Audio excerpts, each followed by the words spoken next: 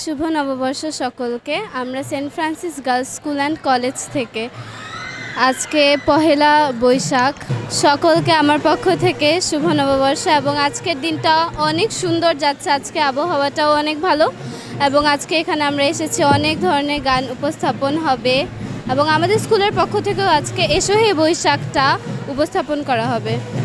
সকল বাঙালিদের জানাই শুভ নববর্ষ। আমি Saint Francis Xavier's girls school and কলেজের একজন শিক্ষার্থী। নববর্ষ বাঙালির প্রাণের উৎসব।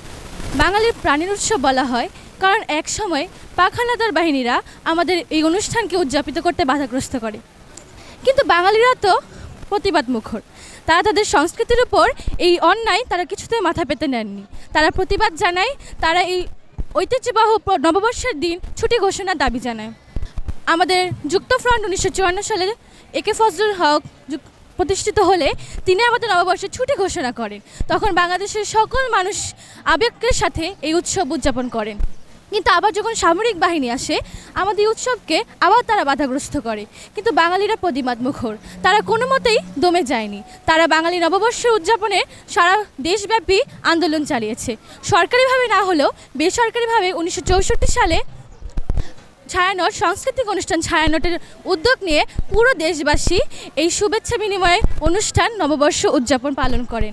তাই বাঙালিদের একটি আবেগমুখর দিন নববর্ষ। সমস্ত দুঃখ কষ্টকে ভুলিয়ে নতুন বছরের একটা শুভ কামনা নিয়ে আমরা সকলে মিলে পথ চলি একসঙ্গে।